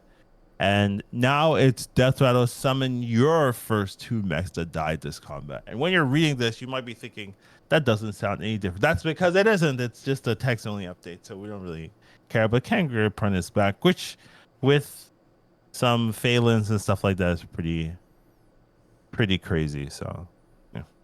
Yeah, Kangar Phalanx is probably the new thing. So I need to look at. Hopefully by next edition, I'll have done this many times, so I can tell you guys all about the Kangar Phalanx setup. It's so broken. Wow. I didn't know. Yeah, I mean, I'm guessing you're fine to just go. Oh no, Phalanx is a 7, so Blaster wouldn't work, right? Blaster deals 6, but it's taunted, No, it right? wouldn't. You just kill it off. Yeah, just kill it off. It's probably fine. All right. Anyways, yeah, base skill going to 5. This is where Should I go to 6. Well, this is where I had a game, right, where the top 3 was all running base skill. Wow, who would have guessed? And then there was Maybe. me, and there was no more base skills for me to try and fight them, to fight the base with the base. Right. So I definitely had the feeling of, hey, whenever people see this, they're still going to buy it. Yeah. The effect didn't change. It's still batshit crazy broken. But now you're just rewarding the people that could level faster by being able to buy these all out of the pool very quickly. So don't make it a 6. Just remove it. I hear what you're saying. Yeah, Thank you. I'm thinking like, okay, let's say you make this a 6. It's kind of like Murgle, but with Murgle, you're like, you have 2. You're like, I'm good. I don't want the 3rd one. It's fine. I'm good. With base skill, be like, I'll take the 7th one. You know what? I'll take all of them. That's fine. I'll take all 7 base skills. No problem. So. Yeah, I'm not entirely. So this is not me critiquing it, really. I'm just asking the question of, is it really better that we just make this really powerful effect a bit more exclusive so that, I mean, still the most powerful strategy in the game. Right. So do we But now if you are slower on the uptake, you just can't get it and you lose to the people who have it. Yeah. Like you really feel the pressure of, oh, only X amount of base skills left in the pool now. Oh, they're all gone. Because like a brand, right? Like people love brand, but here you can buy your second brand and put it on the board and it's good. With brand, at least there is the risk of like, oh, you're buying your second brand. You're buying your Birkins, yeah. It does and nothing it doesn't do until anything. you hit. But second base skill does everything, right? It's very good. You can easily support 2 base skills on your board until you have a 3rd one. Yeah, so there's a question, and I guess that's good to clarify. Yes, there are indeed fewer copies of tier 5 than tier 4 minions. So I think 2 less copies. yeah, an easy breakdown is there's 7 6-drops, and then every tier is 2 more. So there's 7 6-drops, 9 5-drops, 11 4-drops, etc. You just keep dropping down by 2. There might be. Is it only 2? I think there. I think there's more ones. Well, I think there Maybe used they to be an exception for ones, but I think it now follows the rules. But I'm not entirely sure. Anyways, we're getting into the weeds of this, but That's fair. it's possible that for ones you drop down by 3. I don't think no more than that. But yeah, every other tier for sure is you just drop down by 2. It's dropped down by 2. Yeah. Okay. That's a good way to remember it. Fair enough. So yeah, a question mark for this one. I'm not sure if it's actually better. And then last but not least, we have Goldrin. Goldrin's coming back, but it's different now. It looks so different. It used to be a 4/4 death rattle, give your beast +5/5. Now it's a 3/3 death rattle. For the rest of this combat, your beasts have +3/3. So it's just an aura. Yeah. This is so this has a big lot change. of implication. Yeah, this is a big change. So I think the optimal way is banana. Because right, of course. Yeah, of course. if you say, okay, so let's do a little bit of math here, right? Let's not even go golden Titus. Let's say regular Titus. Regular Titus with reborn Goldrin and a chicken. Chicken procs +6/6 to everything. Goldrin dies 12/12 now to everything. Easy. Reborn Goldrin dies. We now have 18/18 to everything. Easy. You summon a Feathermane out of your hand. It has the +18/18 aura. And then now buffs your banana slammers. By the your way. bananas get bigger. So they stop getting one shot by everything. All right. So yeah, that's a big deal. And this is all very mild, right? Let's talk. Yeah, we're not even going crazy. We'll talk the good version in a little bit. So +18/+18 aura. You have banana slammer. That's just one banana slammer. So now we're getting what 36/36 on top of your Feathermane stats. On top of what it already has, right? So what it has is already ×2. So it's 10/10 and then another 36/36. Yeah, significant. Golden Goldrin, Golden Titus, Golden Chicken. Let's not do that. Let's do the math. No, I don't. Golden Goldrin is 6/6. Golden Titus ×3, that's 18. Golden Chicken activates it 2 times, right? What are we at? 36 again? Then that's just 1 activation. Then your Goldrin still has to die. And then reborn. Then your Goldrin has to reborn and die again. So what is that? That's over 100, right? So we're already at over 100. 100. Banana Slammer. All your beasts you summon now get +200. But wait, there's more. You don't even have a golden slammer. What if I have 2 banana slammers? Now my beasts get +400 when they can. So imagine a mech horse dying and just be like, 100, like 400 token here, 400 token there. And sure, I hyped it up a little bit with gold and everything, but it's really not that crazy that if you're playing a beast comp and you're rolling for pieces that you golden your shit eventually, right? So yeah, Goldrin Banana Slammer is very, very viable. Yeah. But Banana Slammer is just straight viable, like regardless. You could run anything you want. That is true. That's fair. Add a Banana Slammer. You could run Banana Slammer with Banana Slammer. In fact, it's actually the preferred way. I actually prefer to keep it pure. Just bananas. 6 bananas in the back. Hey, let's not be like that. Yeah. So there's a lot of stuff with the new Goldrin now. The chicken makes the Goldrin proc very. It's like because the issue you have with beasts is that your shit gets attacked out of order, and they have Wind Fury and they have Cleave, and now the chicken says like sit back. It's like the way how I compared it. It's like you're playing Magic the Gathering and you're asking the other person, is it your turn yet? They're like, no, shut up, noob. I'm killing you before your turn even started. And that's what it feels like when you see the chicken proc on everything. You're like, it's not your turn. It's never your turn. You're already dead. Come on, just watch my combo. Appreciate my combo. Those Magic games aren't fun. Yeah, but you say. That's happened to me before. I'm just like that's sitting there. like. I'm sitting with the and it chicken takes drums. time. Like they have to do all the combos, so they're just. Can I like, concede I yet? still No, have no, sit there. You can't concede.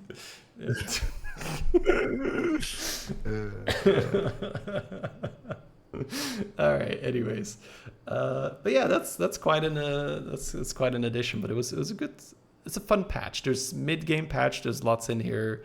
It has its problems, right? We talked about that, the Venom stuff, but we'll see if they work that out. The overall, yeah, there's some crazy stuff in here. So definitely There was a patch notes as well. there's some hot a fixes. Yeah, we can there's a go hot over fix. those very I quickly. mean, we're already like getting there. It's but yeah, like 2 hours in or so, but yeah, Yeah, I did yeah, say well, right. You were like 2 hours. Ah, JD, we never go 2 Yeah, hours. I really thought it wasn't going to be this long. You were You're right. cocky, huh? Okay.